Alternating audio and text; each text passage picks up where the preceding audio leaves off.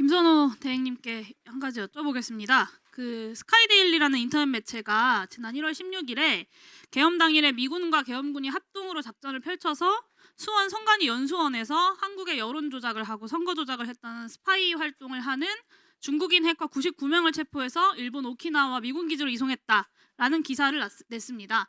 12월 3일이든 4일이든 계엄군이든 국군이든 좀 이런 작전을 펼친 바가 있으십니까? 없습니다. 계엄 당일 혹은 계엄 12월 3일, 4일 모두 99명을 체포한 적이 있습니까? 그런 사실 없습니다. 네, 없습니다. 이에 대해서 주한미군도 그리고 미국 국방부도 굉장히 강력하게 아니라고 부인하는 입장을 냈어요. 근데 대한민국 국방부가 어떻게 대응했다라는 소식을 제가 듣지 못한 것 같습니다. 어떻게 대응하셨습니까? 여기선 뭐 별도로 저희들이 대응할 요 상황이 아니라고 저희들은 판단을 했고요.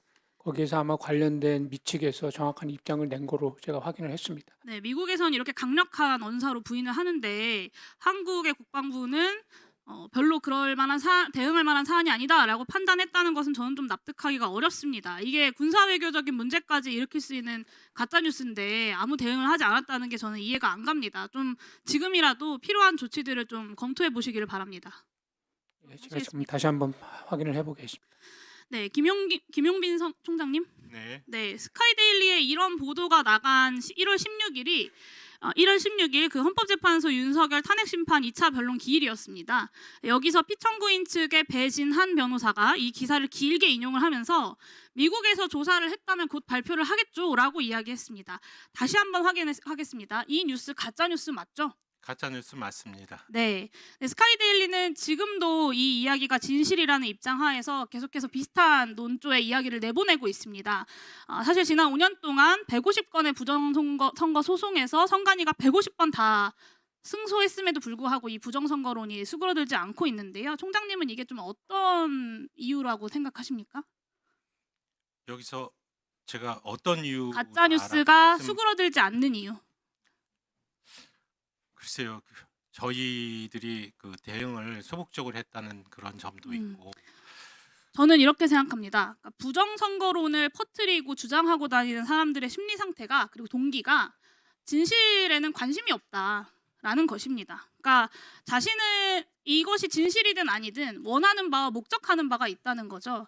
그러니까 자신이 믿지 않는 거짓을 다른 사람한테는 믿도록 하면서 그거를 믿은 상대방으로부터 어떤 경제적인 이득을 취하는 걸 형법에서는 사기죄라고 하지 않습니까? 저는 이 부정선거론은 정치적 사기라고 생각합니다. 자신은 믿지 않으면서 더 많은 사람들이 이 부정선거론을 믿게 만듦으로써 정치적으로 득실을 얻기 위해 벌이는 사기극이라고 보는 건데요. 구속된 내란수계의 입장에서 이 부정선거론의 가치론이 뭐겠습니까? 그 윤석열 내란수계가 자꾸 부정선거를 이야기하는 이유는 뭐라고 생각하십니까?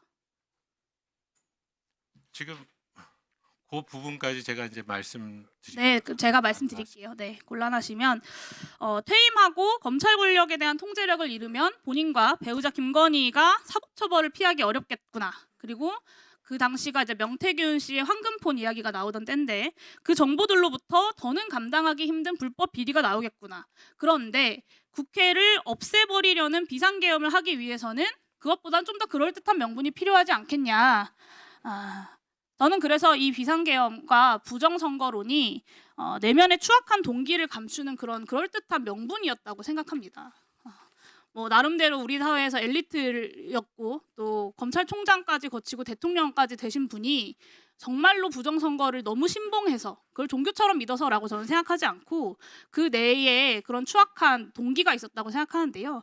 만약에 진짜로 부정선거론을 믿었다면 야구방망이라거나 뭐 작두형 절단기라거나 뭐 복면 같은 이런 고문도구들을 준비하고 최정예 대공신문 요원들에게 선관위 주요 간부들은 물론이고 현직 대법관인 중앙선관위원장을 먹이로 던져줄 생각을 저는 과연 감히 할 수 있었을까라고 생각합니다. 제가 이런 말씀을 드리는 이유는 부정선거론이 기본적으로 정치 사기극이기 때문에 부정선거론의 이런 성격에 부합하는 대책을 강구해야 할 때다라는 말씀을 드리려는 거예요. 이 부정선거론에 대응하는 수단으로서 사법적 응징을 중심에 놓고 행동해야 한다라는 당부 말씀을 드리는 건데요.